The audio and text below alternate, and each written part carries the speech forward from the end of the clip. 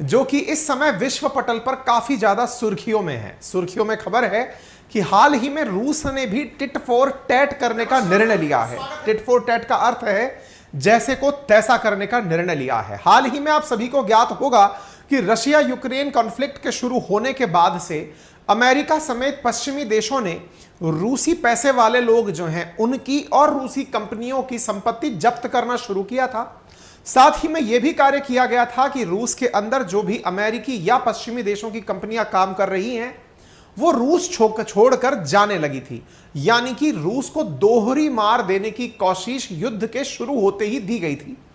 जहां जहां रूसी पैसे वालों का धन रखा था उसे जब्त कर लिया गया, रूस की संपत्तियों पर कब्जा किया गया और तो और रूस को छोड़कर विदेशी कंपनियां जाने लगी।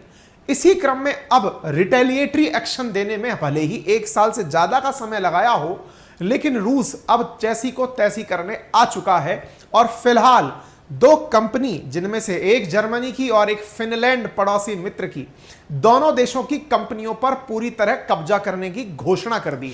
जैसा मैंने आप सबसे कहा कि यूक्रेन का जब कॉन्फ्लिक्ट शुरू हुआ उसके तुरंत बाद बाइडेन के द्वारा एक आदेश पत्र रिमार्क के रूप में कहा गया कि भाई ये पूरा काम जो है वो अनप्रोवोक्ड है और अनजस्टिफाइड है, जिसके चलते कंपनी जितनी भी रूस के अंदर थी उन सबको वहां से छोड़कर जाने का आदेश हुआ। Many businesses are quitting Russia, big French firm are staying put, क्योंकि अल्टीमेटली अमेरिका और यूरोपियन वर्ल्ड का यह बहुत ही तगड़ा कारनामा है। जब किसी देश से ये नाराज होते हैं तो उसे सबसे पहले आर्थिक रूप से तोड़ते हैं और आर्थिक रूप से तोड़ने के लिए इन लोगों के द्वारा सबसे पहले रूस के साथ अपनी कंपनीज की वापसी कराई गई। आपके सामने एक लिस्ट दी गई है कि लगभग 330 कंपनियां ऐसी थी जिन्होंने रूस के साथ काम करना बंद कर दिया था। इनमें बड़ी बड़ी कंपनियां, ऑटोमोबाइल की कंपनियां, aviation, consultation, consumer, news, media, energy, finance, entertainment, manufacturing, sports, technology, तमाम प्रकार की कंपनीज ने अपना धंधा वहां से समेट लिया।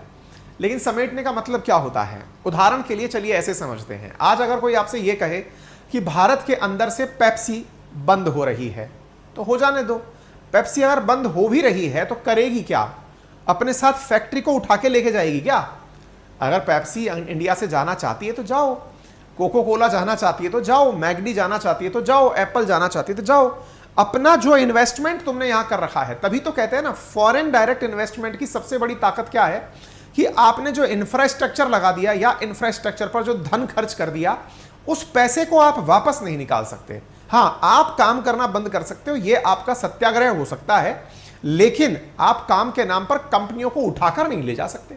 और जब उठाकर नहीं ले जा सकते, पुतिन को यह विश्वास था कि ये कंपनी जितनी भी जा रही हैं ये काम करना बंद कर रही हैं हमारे देश में, अपने साथ में सारा सामान उठाकर नहीं जा सकते। President Putin says companies will regret leaving Russia, क्योंकि यहां पर रूसियों ने उन विदेशी कंपनियों का नामकरण बदलकर सेम माल बेचना शुरू कर दिया।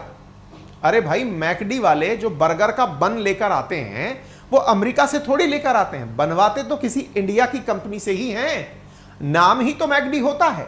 रूसियों ने भाई साहब मैकडी का नाम बदलकर अपने हिसाब से रख लिया और बढ़िया मैकडी का शोरूम दोबारा खोलकर चलाना शुरू कर दिया। बोले मैकडी वालों तुम चले जाओ, क्या फर्क पड़ रहा है, बर्गर का जो बन है वो भी यही बन रहा है, आलू पीठी हो चाहे चिकन हो वो सब यहीं का है, तो तुम्हारे होने की जरूरत क्या है। भाई साहब, रूसियों ने सबका कॉपी कैट बना दिया।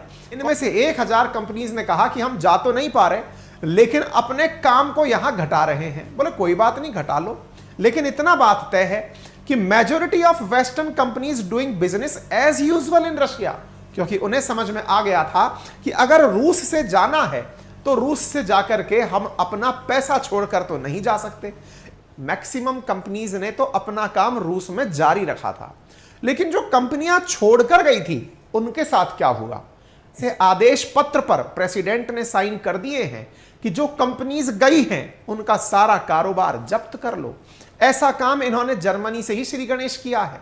जर्मनी और फिनलैंड ताजा ताजा घुसे हुए नाटो में की कंपनीज जो इंडिया यहां से रूस से बाहर निकली हैं, इनकी संपत्ति जब्त करो और अपना धंधा शुरू करो। हाल ही में 2 विदेशी कंपनियों के एसेट जब्त करने की घोषणा की है। Russian government approves list of unfriendly countries and territories. इसका निर्णय कैसे लिया गया? निर्णय लिया गया पुतिन के द्वारा सबसे पहले यह डिसाइड करके कि हमारा दुश्मन राष्ट्र कौन सा है। दुश्मन राष्ट्र, जी हां। जैसे ही लोगों ने पुतिन के खिलाफ जाना शुरू किया, पुतिन ने उन्हें अनफ्रेंडली नेशन में डाल दिया। भाई साहब, Jersey, Anguilla, British Virginia, Gibraltar, Ukraine, Montenegro, Switzerland, Albania, alphabetical order से Australia, South Korea, New Zealand, Singapore, Taiwan, सबको अनफ्रेंड कर दिया। Unfriend, unfriend, unfriend. इन्हीं में से एक अनफ्रेंड की कंपनी है जिसका नाम है यूनिपर। ऐसे ही एक अनफ्रेंड की नाम है जिसका नाम है फॉर्टूम पीजेएस। यूनिफर जो है, यूनिपर नामक जो कंपनी है वो जर्मनी की है और फॉर्टम नामक जो कंपनी है वो फिनलैंड की है। बढ़िया कारोबार है इन लोगों का। इन्हीं के कारोबार पर सबसे पहले धावा बोला गया है। कहा कि अब आप लोगों का मैनेजमेंट डिसीजन लेने में आप लोगों का निर्णय नहीं चलेगा, हमारा निर्णय चलेगा। सवाल बड़ा बना, ऐसा आखिर हुआ क्यों और अचानक क्यों हुआ? फ्रांस ने लगभग 24 बिलियन डॉलर के सेंट्रल बैंक के असेट रशिया वालों के जब्त कर लिए। ऐसे ही अमेरिका ने 30 बिलियन डॉलर के जो ओलिगार्क हैं, ओलिगार्क बोले तो रूसी अमीर लोग जो हैं, उनकी संपत्ति को जब्त कर लिया। यही हाल जर्मनी ने किया। जर्मनी जो कि पहले रूस की कंपनी से तेल मंगाता था नॉर्ड स्ट्रीम के माध्यम से, उसने रोजानेफ्ट का ही इंफ्रास्ट्रक्चर जब्त कर लिया। भाई साहब, इन लोगों ने गजब करी। यूके ने सैंक्शन करके इनका 18 बिलियन डॉलर का सामान जब्त कर लिया। 18 बिलियन। यूनियन ने इस तरह से और देशों से आग्रह किया कि रशिया की संपत्ति जब्त कर लो। ऐसा करके यूएस और यूरोपियन यूनियन ने बड़ी मात्रा में रूस की संपत्तियां जब्त की, बिलियंस ऑफ डॉलर जब्त कर लिए। ऐसी स्थिति में यह जो पैसा जब्त हुआ, अमेरिका ने एक कदम आगे बढ़ते हुए यूक्रेन को उस जब्त किए हुए पैसे को भी पकड़ा दिया कि ले भाई तू ले जा, तेरे घर ले जा। कि रूसी जो अमीर लोग हैं उनका लगभग 1000 बिलियन डॉलर से अधिक का माल है जो दुनिया में इधर उधर डला हुआ है। अगर उसको जब्त कर लिया तो यूक्रेन वॉर का जो कुल खर्चा आया है अभी तक 650 बिलियन डॉलर का है। ऐसी स्थिति में तो उस पैसे से पूरी वसूली हो जाएगी। और तो और रूस की सरकार का 300 बिलियन डॉलर से ज्यादा का खर्चा है या इन्वेस्टमेंट है दुनिया में। यदि तुमने उसको भी जब्त कर लिया तो यह तो बहुत बड़ी दिक्कत हो जाएगी। भारत चूंकि आईसीसी का सिग्नेटरी नहीं है, इंटरनेशनल क्रिमिनल कोर्ट का सिग्नेटरी नहीं है, इसलिए भारत आने पर भी पुतिन गिरफ्तार नहीं होंगे। लेकिन आईसीसी का जो सिग्नेटरी देश होगा, यदि वहां पर पुतिन गए तो वो वहां गिरफ्तार हो जाएंगे। असल में अगस्त में ब्रिक्स देशों की बैठक हो रही है साउथ अफ्रीका में। ब्रिक्स नेशन में ब्राजील, रशिया, इंडिया, चाइना और साउथ अफ्रीका शामिल है। साउथ अफ्रीका में ब्रिक्स नेशन की बैठक है जहां पर पुतिन को खुद जाना है। अब ब्रिक्स देशों की बैठक में पुतिन जाएंगे साउथ अफ्रीका, और साउथ अफ्रीका आईसीसी का सिग्नेटरी है। इस वजह से रशियंस के अंदर पैनिक है, यानी कि एक चिंता का भाव है कि कहीं पुतिन साउथ अफ्रीका जाकर गिरफ्तार ना हो जाएं। जब यह भाव है तो अब क्या करें? भाई साहब, ये दुनिया में न्यूज चली कि क्या इंडिया में आने पर गिरफ्तार हो जाएंगे, क्या साउथ अफ्रीका में जाने पर गिरफ्तार हो जाएंगे। तो साउथ अफ्रीका 15वीं ब्रिक्स समिट कर तो रहा है, लेकिन पुतिन को लेकर एक बड़ा ही असमंजस और संकट का भाव उत्पन्न हो गया है। अब सवाल यह बनता है कि साउथ अफ्रीका ब्रिक्स में आने पर पुतिन को गिरफ्तार कर लिए तो भाई साहब साउथ अफ्रीका को बचाएगा कौन? किस चीज से? रशियंस के गुस्से से। अगर गिरफ्तार नहीं किया तो साउथ अफ्रीका को बचाएगा कौन? किससे? वेस्टर्न वर्ल्ड के लगने वाले सैंक्शन से।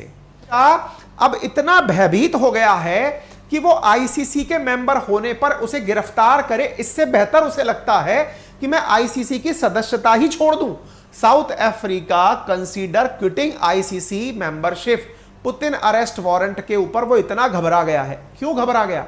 भाई साहब, पुतिन के चाहने वालों ने धमकी दे दी। क्या धमकी दे दी? जरा इधर देखो। रशिया के फॉर्मर प्रेसिडेंट हैं जिन्होंने हाल ही में एक बयान दिया और कहा कि पुतिन को गिरफ्तार करने के बाद आसमान की तरफ थोड़ा संजीदा तरीके से देखना, तो रशियंस हाइपरसोनिक मिसाइल से उड़ा देंगे। भाई साहब, अगर कोई पूर्व राष्ट्रपति इस तरह की बात बोले तो साउथ अफ्रीका का क्या हाल होगा वो आपके सामने देखकर पता चल रहा है। और अगर यह हालत है तो पुतिन के अलाइज तो यही चाहेंगे कि भाई साहब साउथ अफ्रीका आईसीसी से ही बाहर निकल जाए। साउथ अफ्रीका भी बेचारा क्या करे, निकल तो वो 10 बार जाए, लेकिन उधर की तरफ से उसे उठा करके वो वेस्टर्न वर्ल्ड वाले सैंक्शंस लाद देंगे, ग्रे लिस्ट में डाल देंगे, ब्लैक लिस्ट कर देंगे, फिर उसकी मरण हो जाएगी। तो आने वाला समय बड़ा ही रोचक होने वाला है। पुतिन दुनिया का ध्यान अब अपनी तरफ आकर्षित कर रहे हैं।